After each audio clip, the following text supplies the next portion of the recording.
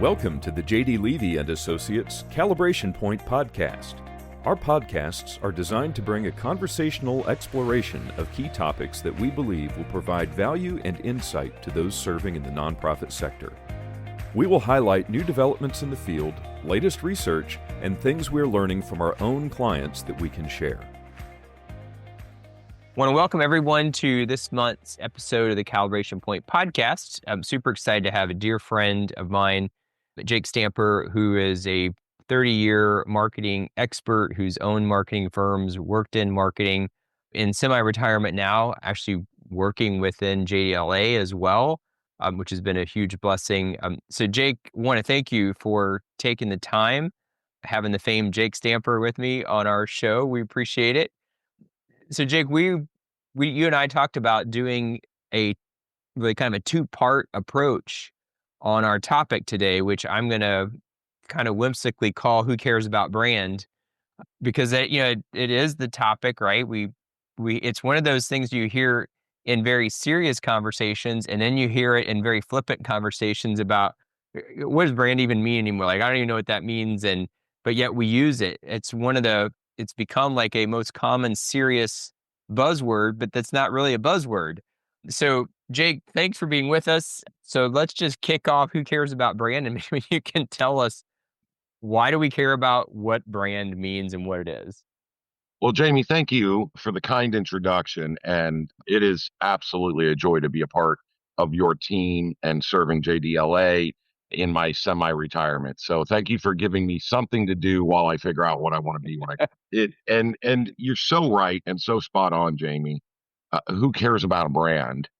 And it's, a personal passion. I've dedicated my entire career, 30 years to this. And I care about a brand, and I care deeply about it because I've seen over those 30 years the transformation organizationally, philanthropically, human resources, and the human impact that a rightly developed brand will have.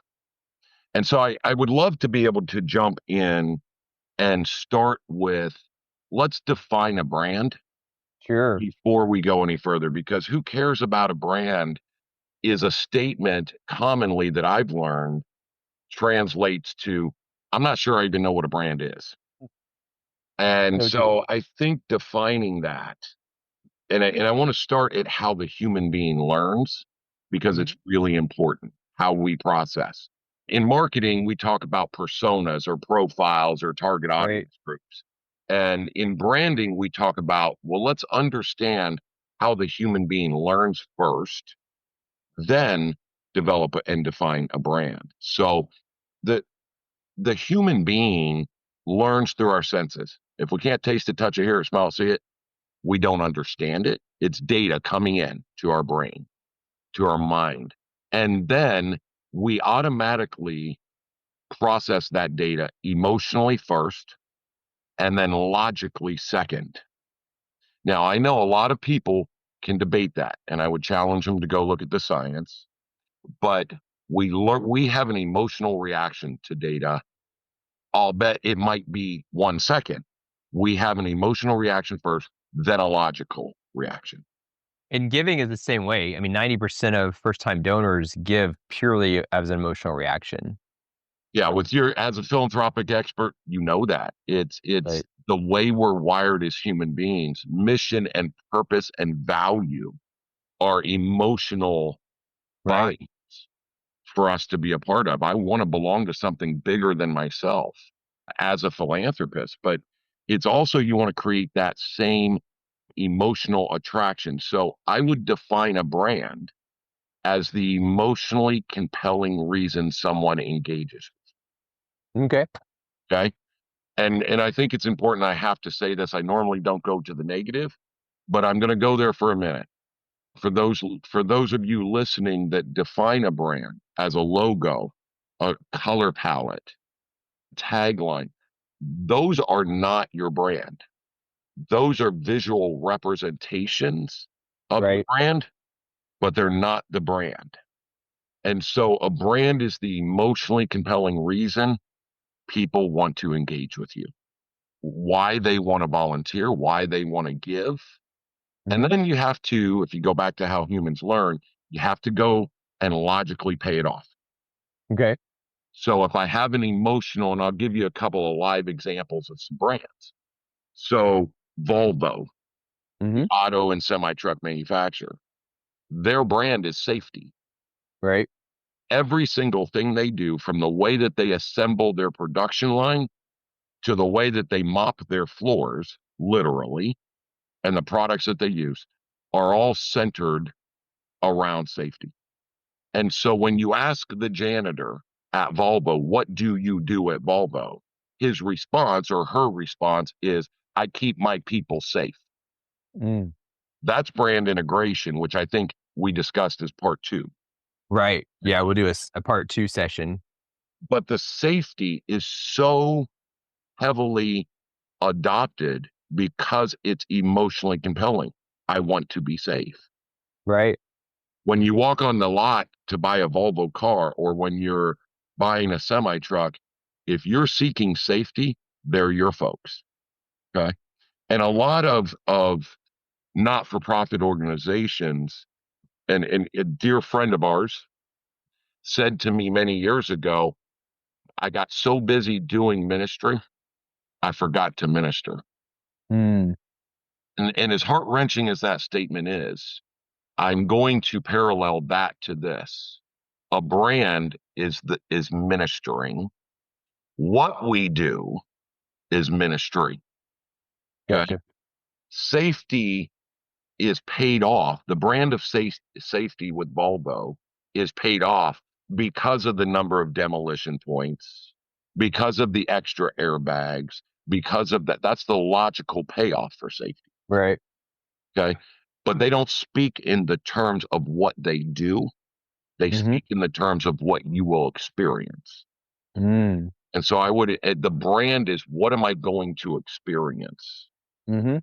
If your brand is providing hope, that's emotionally compelling. Right. Then how do you provide hope? Well, we provide hope by helping break the cycle of poverty through a continuum of care of, emotionally, Right. spiritually, academically. And so when you develop a brand, the power of the brand is it emotionally attractive? And do people want to belong to something bigger than themselves that over Right. time, when integrated fully into the organization and to the constituents of that organization, a donor, a volunteer, a staff member, a C-suite person in that organization is all on the same page when it comes to that brand. Mhm. So I'll give you another example just so that the listeners can digest maybe a little bit more. Walmart's brand used to be more stuff, less money. That is a logical payoff. It requires math. Right. Okay. Amazon enters into the marketplace, and Amazon's brand is convenience. Right. Oh, that's very attractive to a user because convenience is something emotional that I want to experience. Right. And so when Amazon started beaten up pretty bad into profits of Walmart, Walmart adjusted their brand to be save money, live better, Mm. because they realized it was the brand that's beating us up. The Right. brand of convenience connected to Amazon was beating them up because more stuff, less money wasn't getting it done. Right. Right. So that's just another example of emotionally compelling and why it's so important. Interesting. Okay. So Yeah. does that fit with the tagline then? I mean, is that the brand expression and whatever, to your point, what you're sharing? Yeah. Well, so for example, Amazon's brand is convenience. If Right. you're familiar with Amazon, Prime, yeah, Yep. Prime is the next level of creating greater convenience for you. Okay. Prime is sign up for this and you'll experience a greater level of convenience. You won't have to pay for shipping. will give you access to movies, will give you access to all this other stuff. Right. And so every program, from the way that the trucks are loaded, from the way that the boxes are sorted, from the distribution model, is around convenience, making it convenient for their employees to get their trucks in and out, loaded and on the path, to the customer experience and the navigation of the software to order something and have it at your doorstep in 24 hours. Gotcha. Okay. That's a perfect, and we may discuss this in episode 2, brand integration. So Okay. what's the importance of the brand and the power of the brand? If you have the right brand that is emotionally compelling, not logically. Yep. Logic is explained in messaging at a later date. Do you want to help break the cycle of poverty? Yeah, that's a staggering goal. I'm interested in that. That's passionate. Would you like to provide the hope found in Christ? Yeah, I'd like to be a part of that. That's right. Do you want to change your life with technology? That's Apple's brand. Right. You want to change your life with technology? Yeah, I think we should all put an iPhone in our front pocket. Because why? It changes your life with technology, not because you want to get email on a smaller device, Right. not because you want to listen to your personal music collection on a smaller device, right? So if you think back to when iPod, which doesn't Right. exist anymore, but when iPod was launched, it was launched with, do you love music? Do you want to listen to your music collection anytime, anywhere that you want? Your personal collection. If you love music, you're going to love an iPod, Gotcha. and we're going to change your life with technology. That's the power of the brand being delivered. So, what are questions that an organization should start to think through, short of them being able to hire someone as a coach to guide them, to get them to figure out their brand and whether they really understand it in their own organization? Yeah, that's a great question. And I would recommend getting stakeholders and Uh-huh. leaders of the organization together in the same room, and to continue to constantly ask, but why? Hmm. That is the most powerful question that I've used, because typically when I say, what is your current brand? They'll give a response of some degree. Some say, well, let me go get you the logo and show it to you. Well, okay, that's not it. We've covered that. But it's typically a what we do or how we do it. Mm-hmm. It's rarely why we do it. Gotcha. Simon Sinek did a great job with why, how, what, Right. Yeah. and applied that to the marketing industry. Yep. I would tell people, go watch Simon Sinek's Golden Circles, why, how, what. Yep. And he does a pretty good job of defining. And in that table, when you're sitting at that table with that group of leaders and stakeholders, it's got to be get some constituents in there, because the difference in perspective is notable. Right. And say, but why? So when someone's, oh, I think we provide hope, but why do we provide hope? Okay. I just constantly reiterate, but why? But why this? Because what you'll find, if you take the time, is there's always an answer to but why. Okay. We provide hope, but why do we provide hope? Oh, well, because we're Christians. Okay, but why? And it just leads the team down a road to end up with something as simple as safety, refreshing, convenience. Okay. Okay. Just another brand example of Coca-Cola's brand is refreshing. Right. Now, I personally don't find a carbonated, dark, caffeinated beverage refreshing. But if you notice at the and polar bears sliding down the side of a hill is, but it has nothing to do with the dark carbonated beverage. But you know what it does do? It does give you a feeling of refreshing. Right. Their signature at the end of every single commercial, that's a refreshing sound. And the Mm. brand's being reinforced through sound and sight. Right. So So developing ask. the brand, keep asking, But why? But why? And how do you know when you're to the lowest common denominator? Yeah, when there'll be an automatic agreement among most in the Okay. and I've seen this many, many times. I've probably facilitated over 200 of these over the last 30 years. Hmm. And you just know you don't have to go any further anymore. Okay. And so typically what I would recommend is everybody start writing words, one word, two words at most, Okay. on a Yep. piece of paper on the wall. And we're convenient, we're safety, we're life transforming, and just brainstorm a group of words, create a word cloud. Mm-hmm.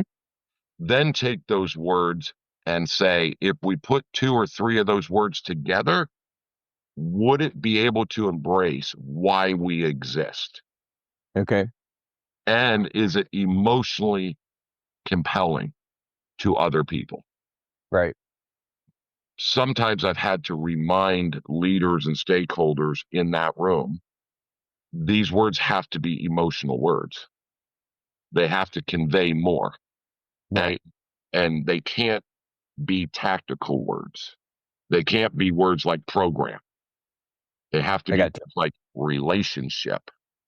Because when you say relationship, there's a depth there in everyone's mind. It may mean something different, but there's a depth Right. to that word. Right. There's a depth to the word of safety, a depth to the word of convenience. So brainstorm words, Okay. write them down, and then go back and cross through the ones that are not emotionally compelling or have emotional depth to them. Okay. Okay? Be cautious and careful of words like love. Right. Love is a huge emotional word. If you utilize it, you better be able to have a tagline or messaging to define what that means to you. Gotcha. Because love can mean many different things Right. depending on what group you're talking to. Right. Yep. Absolutely. So I caution on the big words like love. Yep. Okay. So brand is emotion, then logic. And before we do our part two, we ought to have people spend some time brainstorming the but why, and then find out the but why and see if there are two things that come together and or one word, whatever that is. And Yeah. then in our part two, we're going to talk about what do you do with the but why. Yes. Yes. Once you have the but why, you've got that word to go, wow, we are absolutely convenient, or we are Yep. absolutely, and part two will be this and summarize with we now have a brand or the why. Right. And brand integration, how do we successfully do that in part two? That everybody lives that way and believes in that. And should be phrased in, can I take that brand that we've developed and can I answer this question? How do we accomplish it? Okay. Because So there's that'll be, feel good, mushy, emotional words yep. that you can't accomplish. Right. It's not measurable. Right. Right. Convenience. We're convenience. We accomplish convenience by providing you with an app that's easily navigatable with products of your choice. And we deliver it within 24 to 72 hours to your doorstep. Right. Okay, you just got me emotionally and you logically paid it off. And Okay. so once you have that brand, that but why, make sure that it's something that you can answer the next question, which is, how do we accomplish that? How do we accomplish it? How do we see the payoff for the but why? Okay. That'll be part two. So we'll have Oh, everybody work on their but why, and then we'll work on the what do you do with the but why so that we can accomplish it. I That'll love be it. I love fun. it. Really appreciate it. It's really good. It's a good thought exercise to just really ask yourself, what is that lowest common denominator we to the but why? And then to your point, is that whatever that is, somehow we have to be able to put it in context to measure it. Yeah. And typically I will say this, if you're not sold, if you've done the exercise and you're like, it's okay. I don't know. It's our boat why is okay. Our brand is it's all right. It typically means you didn't go deep enough. You're not there. Okay. Ask about why one more time. One more time. Right. That worked. Yep. One more, but why? One more Jake, but really, why. I know. Really appreciate it. And we will continue this in part 2 where we'll land the plane with the but why. I love Thank it. you. And thank you for making this enjoyable, Jamie. Yeah, my pleasure. Thank you so much, Jake. All right. Thank you, sir. Thanks for listening to the J.D. Levy & Associates Calibration Point Podcast. If you have comments or ideas for future episodes, please reach out using the contact page on our website, jdlevyassociates.com.